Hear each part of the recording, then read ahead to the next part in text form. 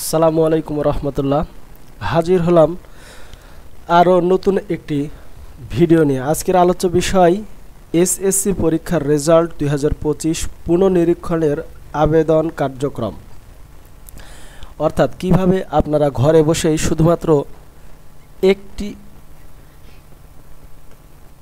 একটি মেসেজের মাধ্যমে এসএসসি 2025-এর ফলাফল পুনঃনিরীক্ষণের আবেদন করবেন। তার সঠিক নিয়ম আজকের এই ভিডিওর মাধ্যমে আমরা আপনাদের সামনে তুলে ধরব। আশা করি ভিডিওটি আপনাদের জন্য অতীব গুরুত্বপূর্ণ। মূল ভিডিওটি শুরু করার পূর্বে এখনও যারা আমাদের ইউটিউব চ্যানেলটি সাবস্ক্রাইব করেননি তারা সাবস্ক্রাইব বাটনে ক্লিক করুন এবং পাশে থাকা বেল আইকনটি অন করে দিন, যাতে করে নতুন নতুন যে কোনো ভিডিও পাবলিশ করার সাথে সাথে আপনি পেয়ে যান এবং সেখান থেকে প্রয়োজনীয় তথ্যটি সংগ্রহ করতে পারেন। তো চলুন শুরু করা যাক।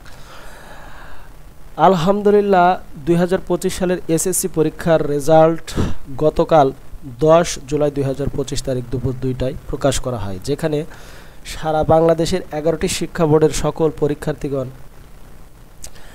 এই ফলাফলের অধীর আগ্রহে ছিল। আলহামদুলিল্লাহ, সকলেই ফলাফলটি সংগ্রহ করে নিয়েছে। উক্ত ফলাফলে যারা অকৃতকার্য হয়েছে তাদের জন্য আজকের এই ভিডিওটি।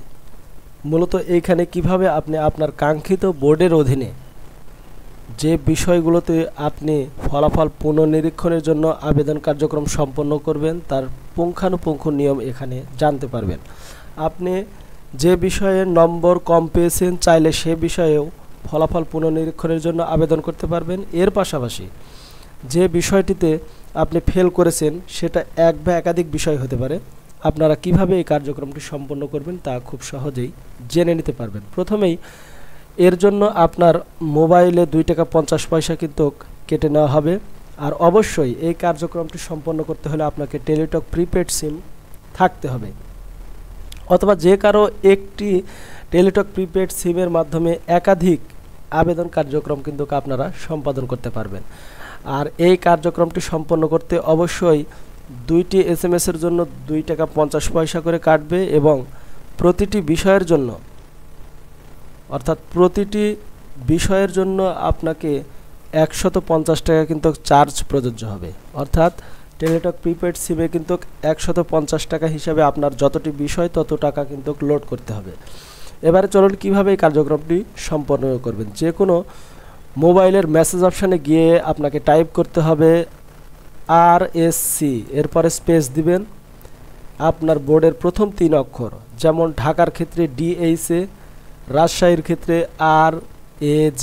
ঠিক অনুরূপভাবে সকল বোর্ডের ক্ষেত্রে আপনারা এই বিষয়টি অনুসরণ করতে পারবেন। এরপরে আপনার রোল নম্বর, এসএসসির যে রোল নম্বরটি সেটা প্রদান করতে হবে। এরপর বিষয় কোডটি আপনাকে যথাযথভাবে পূরণ করতে হবে। এক্ষেত্রে একাধিক বিষয় কোড হলে আপনাকে প্রত্যেকটির ক্ষেত্রে কমা প্রদান করতে হবে। উদাহরণস্বরূপ কিন্তু এইখানে দেওয়া রয়েছে 101, 102, 107, 108। ঠিক অনুরূপভাবে আপনার যতটি বিষয়ের জন্য ফলাফল পুনঃনিরীক্ষণের আবেদন করবেন ততটি বিষয় এইভাবে লিখবেন এবং কমা প্রদানের মাধ্যমে এই কার্যক্রমটি সম্পাদন করতে পারবেন। এই কার্যক্রমটি প্রথমে সেন্ড করার পর একটি ফিরতি এসএমএস আসবে, যেখানে আবেদন বাবদ আপনার কত টাকা কাটবে এবং একটি পিন নম্বর আসবে। এতে যদি আপনি সম্মত হন, অর্থাৎ পিন নম্বরটি আসার পরে পরবর্তী এসএমএসে আপনাকে লিখতে হবে কি RSC স্পেস ইয়েস, অর্থাৎ আপনি কার্যক্রমটি করতে চাচ্ছেন, স্পেস আপনার পিন নম্বর, যে পিন নম্বরটি মেসেজে এসেছে সেটি।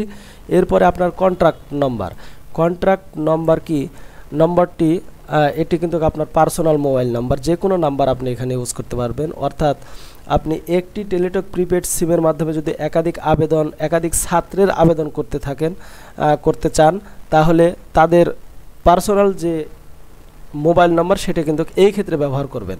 এরপরে লিখে সেন্ড করবেন 16222 নাম্বারে। ইনশাল্লাহ এই কার্যক্রমটি চলবে আগামী, অর্থাৎ আজ 11 জুলাই 2025 তারিখ হতে 17 জুলাই 2025 তারিখ পর্যন্ত, অর্থাৎ টোটাল 7 দিন। এই 7 দিনের মধ্যে আবেদন কার্যক্রম আপনাদেরকে সম্পাদন করতে হবে। এটা শুধু ঢাকা বোর্ডের ক্ষেত্রে নয়, সারা বাংলাদেশের 9টি সাধারণ শিক্ষা বোর্ডের একই নিয়মে কিন্তু এই কার্যক্রমটি আপনারা সম্পন্ন করতে পারবেন।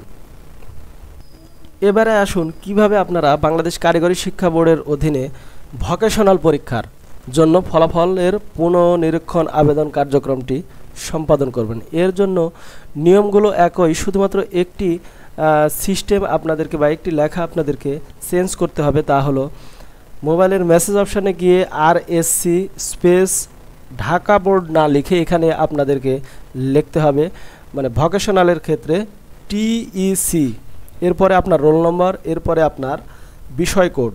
এক্ষেত্রে একাধিক বিষয়ের ক্ষেত্রে কিন্তু একইভাবে আপনাদেরকে কমা প্রদান করতে হবে।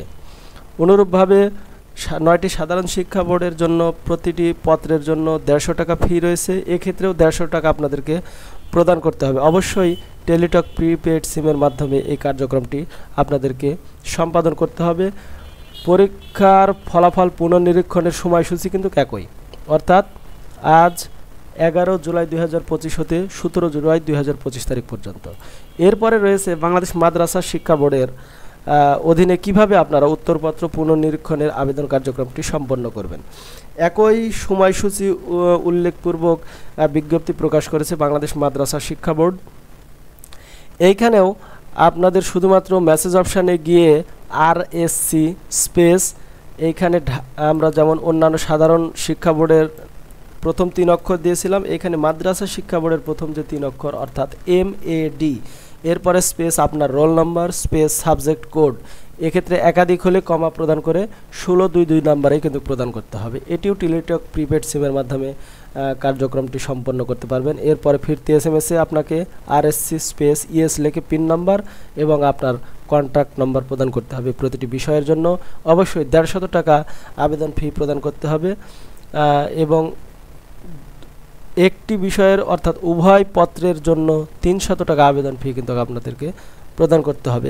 এক্ষেত্রে টেলিটক প্রিপেড সিমেই কিন্তু আপনাদেরকে এই টাকাটা লোড করতে হবে, এটা কিন্তু আপনাদের অবশ্যই মাথায় রাখবেন। আশা করি কিভাবে এই কার্যক্রমটি সম্পন্ন করবেন তার বিস্তারিত তথ্য আপনারা আজকের এই ভিডিওর মাধ্যমে জেনে গিয়েছেন। আপনি সারা বাংলাদেশের SSC দাখিল এবং ভোকেশনাল পরীক্ষার ফলাফল পুনঃনিরীক্ষণের সকল বিষয়ের আবেদন কার্যক্রমটি কিভাবে করবেন তার পুঙ্খানুপুঙ্খ নিয়ম এখানে তুলে ধরা হয়েছে। আশা করি আপনারা এই 7 দিনের মধ্যে আবেদন কার্যক্রমটি সম্পাদন করবেন। আপনাদের সামনে আমরা পরবর্তী ভিডিওটি নিয়ে হাজির হব, যেখানে থাকবে SSC পরীক্ষার রেজাল্ট পুনঃনিরীক্ষণের ফলাফল সম্পর্কিত। দেখার সাদর আমন্ত্রণ জানিয়ে এবং ভিডিওর শেষ প্রান্তে এসে একটি কথাই বলবো, অবশ্যই আমাদের এই ইউটিউব চ্যানেলটি আপনারা সাবস্ক্রাইব করবেন এবং পাশে থাকা বেল আইকনটি অন করে দিবেন, যাতে করে পরবর্তী ভিডিও যেখানে আমরা SSC ফলাফল পুনঃনিরীক্ষণের রেজাল্ট 2025 সম্পর্কিত উপস্থাপন করব তা খুব সহজেই পেয়ে যাবেন।